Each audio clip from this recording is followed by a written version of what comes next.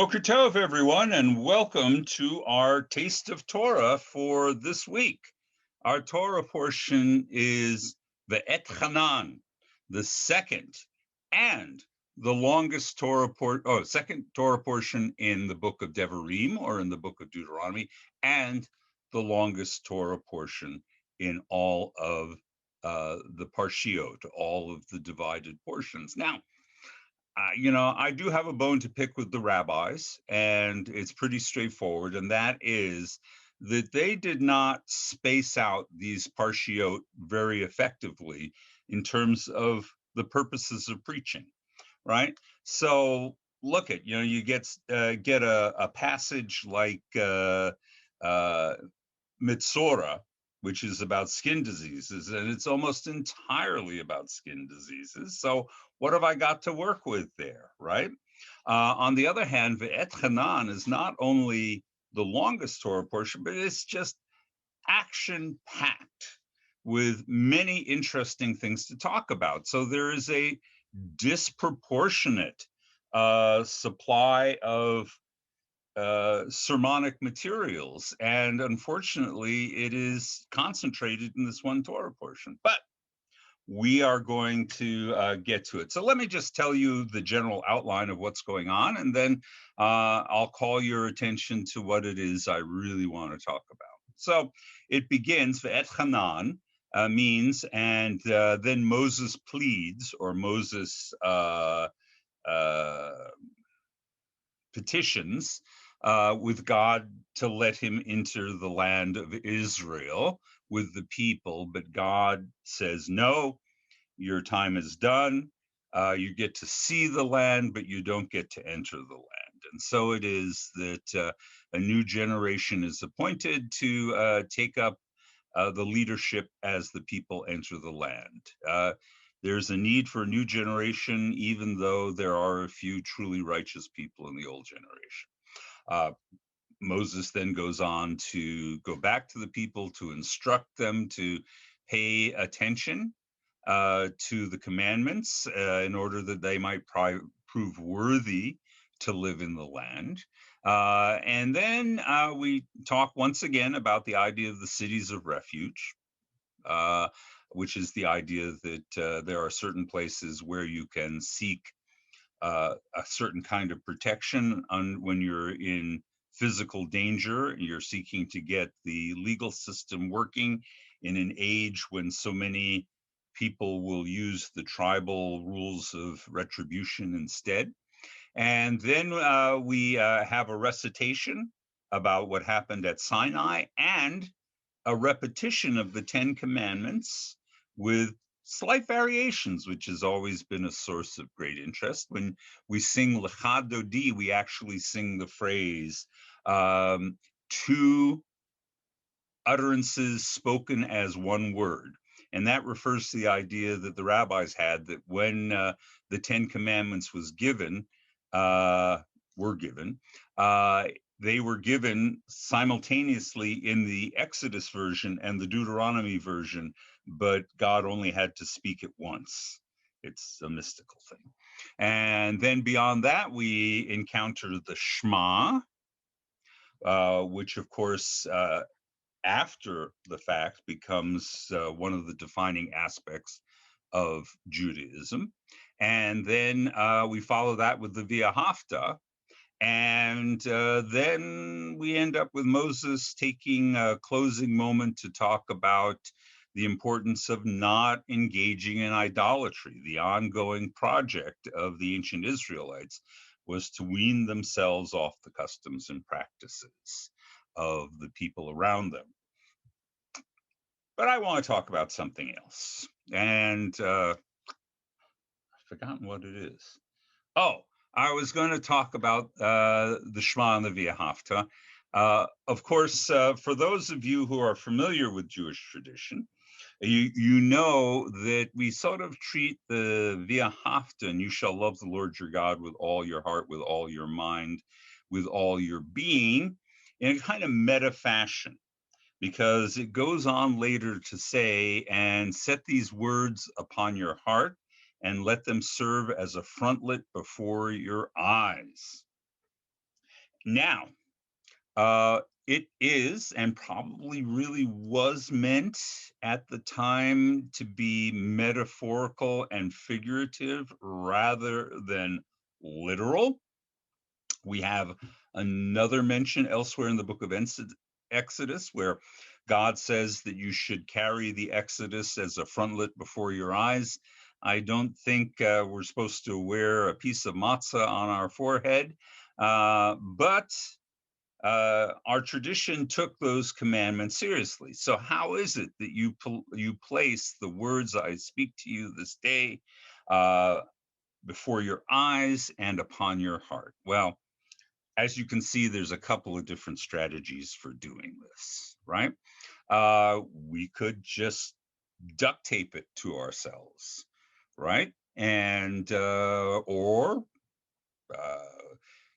we could tattoo it, which would have been probably the easiest way in the ancient world since they didn't have duct tape yet.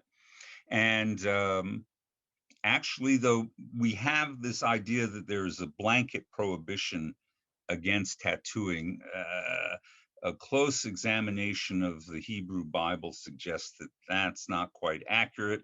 There are references in Isaiah which talks about the idea that people might tattoo the name Israel upon their arm, or they might tattoo the name of God upon their hand, and there's no judgment against that. And probably the original mitzvah was meant to discourage us from tattooing other gods or pagan symbols upon our body. So tattooing could have been an option, but as it turns out, that never took root. And I don't know why people don't want to tattoo 3 paragraphs of text on their forehead, but apparently they don't.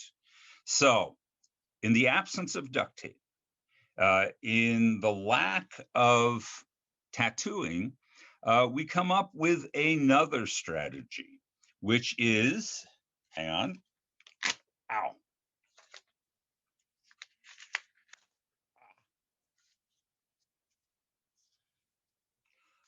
Another strategy, which is what we today know as tefillin, right? So tefillin consists of a box that you strap to your arm, usually the left arm. Technically, since I'm left-handed, it should go on my right arm, but I'm just doing it the way they very thoughtlessly taught me when I learned it from a bunch of right-handers.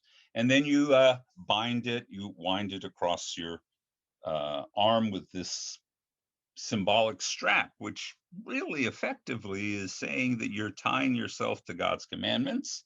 And then you go on and you wrap it around your finger like a symbolic wedding ring. It's a very, very powerful symbolic act, pregnant with all kinds of meaning. And you also place upon your forehead, let me get rid of some of that tape, this box. And these 2 boxes together, each one of them contains the very words that I just yanked off my forehead and yanked off my shirt. All right. And here, of course, the box is actually on your arm, on your pectoral, but it is up against your heart. So there we have it between the forehead and on your heart. Now, just to unpack this a little further, I'll be honest that the seat of the mind, according to Jewish tradition, is actually the heart. We know today that the center of our intellect, while we are all wired together through the nervous system to our entire body is our mind. But the central processing system is up here. So in the original context, it was the idea that your mind and your attention would be simultaneously engaged in fulfilling and living these commandments.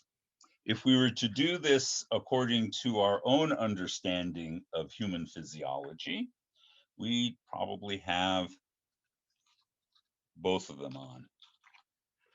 And that makes you laugh, hopefully. I'm hoping you're laughing at this point. But in fact, you will encounter very, very pious Jews who will actually, in point of fact, wear two sets of tefillin simultaneously, pretty much the way I did. Why? So they have two on their arm, they have two on their forehead. Why? Because there's actually two different disputed traditions about how these tefillin should be designed and worn.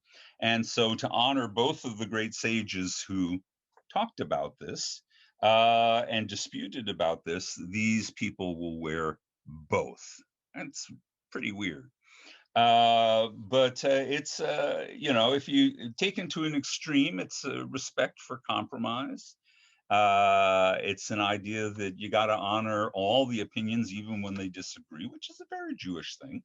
So all of these are lovely, lovely ideas. I'm going to call your attention to one other aspect that one of my favorite things about the tefillin is this, that the box that contains so much tape, the box that contains this, that goes on your forehead, is actually, as you can see, 4 separate compartments. You can see the 4 flashing in the light there. While the compartment that contains those words on your heart is a single box. I'll catch the light in a way that shows that. All right. And my teacher, who was teaching me tefillin in the land of Israel, Ben Hollander, Alav HaShalom, Zicharon Livracha, may his memory be for a blessing. He used to say the reason we do this is because Jews may be of different minds, but we should always be of one heart, which I thought was just a fantastic homily. So I don't know if that's why it's really done that way. There's no real explanation for it. It's tradition, but it's a great interpretation. So, all right. The history of this practice is always been fraught. There's even a passage in the Talmud. I've got so much tape around here. It's just everywhere. Okay, hold on. Here we go. I'm gonna stick there. Okay.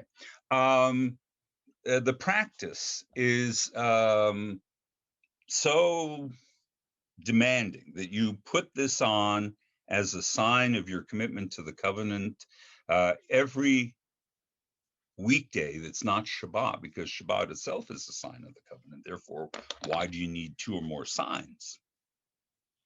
But in any case, every day you're supposed to put on these tefillin, and in order to honor the commandment, you shall place them before your eyes, you shall bind them upon your heart. It's not apparently a custom that has ever enjoyed truly, truly universal observation. In the Talmud, it says, who is mighty? He who puts on tefillin every day. So clearly, even in Talmudic times, this was considered a minority pious behavior. I think in the Orthodox world, especially in the ultra-Orthodox world, what we would call the Haredim, the tremblers before God, that you would in fact find most men are pretty diligent about doing it, but they make up a very small percentage of world Jewry. Most of us get exposed to tefillin. We learn about tefillin. Maybe we're taught about tefillin at our bar or bat mitzvah. And but then we don't do this. All right. By the way, in the Reform movement, and I think pretty much in the conservative movement now, this is no longer just a male behavior. If you put on tefillin, it's taught to both men and women. So that brings us to the question, how do I and how do you honor the commandment, the mitzvah, to keep God's commandments before our eyes and upon our heart if we take it as metaphorical? If we don't think we are literally required to take these words and put them upon our heart or put them on our forehead, how do we achieve that? Now, there's a couple of different strategies that come up. One of them, and one that I would encourage every Reformed Jew to do, is to do a little Torah study every day. Now, if you do the prayer service for the morning shacharit, you discover that built right in at the very front of the service is not only a blessing for Torah, but there's usually a little tidbit from the Talmud that you recite as part of your opening prayers. So effectively, what you're doing is you're saying the bracha, and then you're actually doing a little bit of Torah study, even if it's the same piece of Torah each and every day. And that constitutes a Torah study. But the meta observation on that is that if you're praying in the morning, if you take a few moments to pray in the morning, I think you've already fulfilled the mitzvah of having it before your eyes and upon your heart. All right. And of course, when we do the Torah service or when we do the morning service, we even recite the Shema and the V'ahavta. So we go over those words with our prayer. So we verbally honor that. So prayer is one way, study is another. I happen to like my particular practice of kashrut, which is simply to avoid pork and shellfish. By doing that, I remind myself, as I like to say, for most people, that would remind you 3 times a day, but I'm a hobbit. So that reminds me at least 5 times a day, right? It reminds me at first lunch, second lunch, 11 Z's, first breakfast, second breakfast, supper, and then dinner. But by choosing to establish a daily discipline that one must observe that is Jewish centric, one keeps all of this before our hearts. So there's a number of ways of doing this. Another is tzedakah, right? If you make the practice of putting some money in a pushki or tzedakah box, each and every morning you go through your pockets of your pants and you take out any coins or any small bills and just shove it into a tzedakah box, you keep the mitzvot before your eyes and upon your heart. So there's all kinds of ways that we, as modern liberal Jews who don't necessarily put on tefillin as commanded in our Torah portion, can still keep this particular commandment to wear it before your eyes and keep it upon your heart. So just some suggestions for maybe expanding our Jewish practice. Our Torah portion offers us many different lessons, and that's just one of them. So I hope you take some of that to heart and you imagine ways that on a day-to-day basis you can realize the highest of our Jewish values. Thank you for listening to Taste of Torah, and I'll see you all next week.